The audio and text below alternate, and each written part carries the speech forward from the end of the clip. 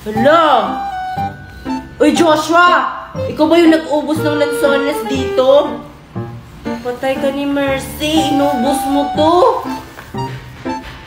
Ha, anong pinagsasabi mo dyan, Queenie? Hindi naman ako kumain ng lansones Hindi nga ako kumuha kahit isa. Eh, sino nag-ubos nito? Lagot talaga tayo ni Mercy pag nalaman niyang ubos na tong lansones niya. Iwan ko. Bumili na lang tayo ng lansones para hindi malaman ni Mercy na ubos na yan. Saan naman tayo bibili? Wala nga akong kapera-pera dala kasi hindi ako binigyan ni Mami. Wait lang, Queenie, baka may pera ako. Binigyan kasi ako ni Mami bago ako pumunta dito. Hala, nawala yung pitaka ko. Ano? Nawala yung pitaka mo? Saan mo ba kasi nilagay yun? Dito lang sa bulsa ko. Lago talaga ako ni Mami. Andun pa naman yung importanteng papel. Baka naiwan mo lang yung pitaka mo dun sa bahay nyo. Hindi Nilagay ko talaga yun sa bulsa ko. Paano na yan? Diba sabi mo nandun yung importanteng papel? Ano yun? Ewan ko kung ano yun. Hindi ko kasi tiningnan kung ano yung importanteng papel. Alagot talaga ako ni Mami. Baka nahulog yung pitaka mo. Balikan mo kaya kung saan ka nanggaling kanina. Siguro nahulog yun. Dito kaya sila, Queenie? Hala, pitaka. Kanino kaya to? Hala, ang daming pera. Akin na lang to.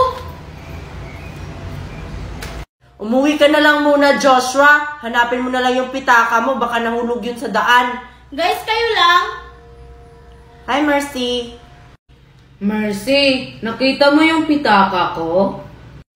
Hala, baka kay Joshua to. Hindi naman siguro. Hindi, Joshua. Bakit? Nawala kasi yung pitaka ko. Andun pa naman yung importanteng papel. Tapos ang mga pera ko.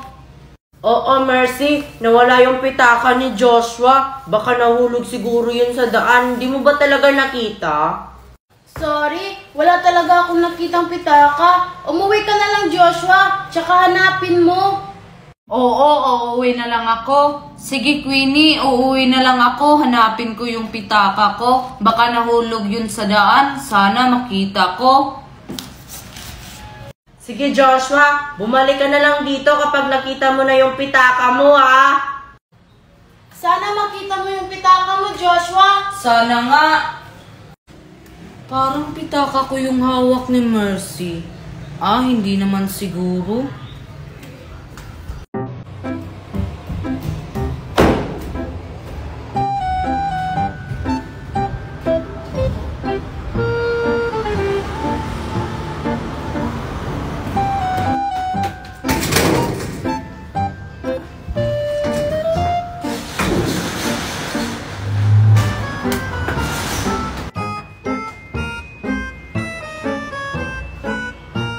Natulog pa siguro si Mercy at saka si Joshua. Pagkakataon ko na to para makuha ko yung importante na bagay.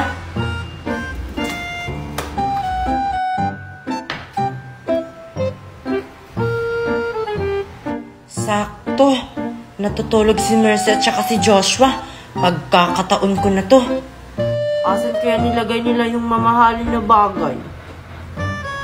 Kaya nga kukunin ko kasi hindi sa kanila yun. Sa akin kasi yun. Asan kaya nila yung nilagay? Kailangan ko kasi yung makuha kasi akin yun. Doon nga ako tabi ni Joshua.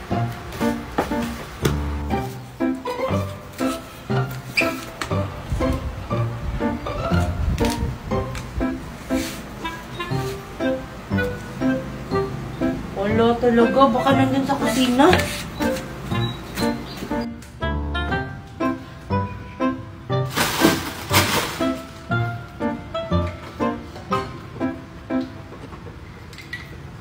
Parang ito ata yun. Ay, ito nga! Ay, nakita ko na.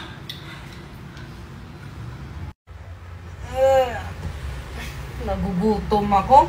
May pagkain kaya sa kusina. Tingnan ko nga. Ay, Mercy! Mercy! Mercy! Mercy! O ano yun? Natutulog pa ako. May pagkain ba sa kusina? Nagugutom na kasi ako. Parang meron ata. Punta ka na lang dun. Sige na nga.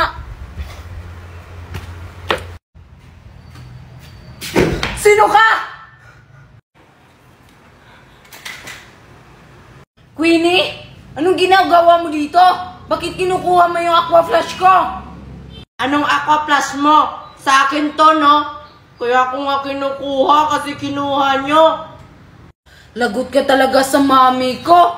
Mercy! Andito si Queenie. Kinukuha yung aqua flash ko. Ha? Ano? Nandito si Queenie? Asan siya? Ayan o, kinukuha yung aqua flash ko. Hoy Queenie, bumalik ka dito. Susumbog ka namin sa pulis. Oo nga! Alam mo ba, Joshua, si Queenie umiiyak kasi hindi binigyan ng baon ng mami niya. Ha, si Queenie hindi binigyan ng baon ng mami niya. Kawawa naman.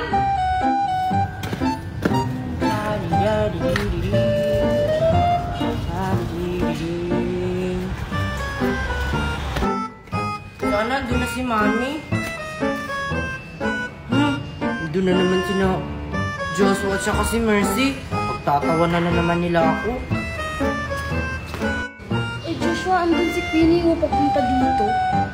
Siyempre, dito yung dadaan kasi sarado yung daan dun. Ikaw pumansin sa kanya ha, pag dumaan siya dito. Sige. Queenie, uuwi ka na? Oo. Punta ka nga dito. Bakit? Basta pumunta ka dito. May tanong sana kami sa'yo. O ano yon? Dalian nyo kasi uuwi na ako. Baka nandun na yung mami ko. Ikaw na magtanong, Joshua. Natatawa kasi ako. Sige, Queenie, totoo ba yung sinabi ni Mercy na hindi ka daw binigyan ng baon ng mami mo kahapon? Hindi yun totoo, no? Binigyan kaya ako ng baon ng mami ko. Ang sarap pa nga. We, di ka kaya binigyan ng baon ng mami mo kahapon? Umiyak ka nga kahapon sa likod ng room. Nakita kita sa bintana. Ha? Anong pinagsasabi mo dyan, Mercy? Hindi kaya ako umiiyak. Kitang-kita kita, no? Basta Joshua, umiyak din si Queenie kahapon. Nakita ko. Ha, umiiyak ka daw, Queenie. Hindi ka lang binigyan ng baon, umiiyak ka na. Ulit-ulit talaga kayo. Sabi nang hindi nga ako umiiyak. At saka binigyan kaya ako ng baon ng mami ko.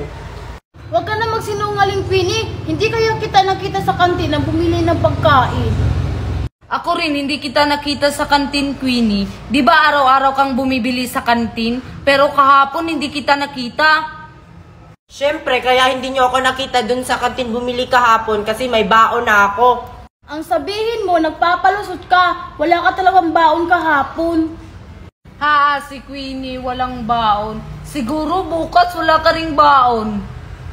Meron kaya? Baka kayo yung walang baon bukas. Ha, walang baon, walang baon. Bahala nga kayo dyan. Uwi na nga lang ako. Ha, walang baon, walang baon. Ikaw, Joshua, may baon ka ba bukas? Ah, wala nga eh. Huwag mo lang sabihin kay Queenie. Ako rin kaya walang baon bukas. Tara na nga, maglaro na tayo sa plaza. Tara. Ang cute-cute talaga ng pusa ka. Ha? Dito ka lang din, ha? Hala, si Wednesday ba yun? Oo nga, si Wednesday nga. Puntahan ko nga. Mimay? Kabayo! Anyari dun? Natakot siya kay Ting. Hindi naman to kabayo. Pusa naman to. Tara na nga, Ting. Grabe, ang dami ko talagang pagkain. Ting, gutom ka na ba? Hala, mukhang nagugutom na siya. Hala, si Queenie ba yun? Ang dami niyang pagkain. Tara, Ting, puntahan natin si Queenie. Manghingi tayo ng pagkain. Hi, Queenie! Ah! Kabayo! Ha? Hindi to kabayo, si Ting to. Pusa ko to, mabait to. Ano ba kasing ginagawa mo dito, Wednesday? Alam mo namang takot ako sa kabayo. Ah, manghingi lang sana ako ng pagkain kasi nagugutom na si Ting. Ayoko nga. Kunti lang to eh. Ang damot-damot mo eh. Ang dami-dami niyan, no? Saan kaya yan galing? Wala ka naman pera pambili.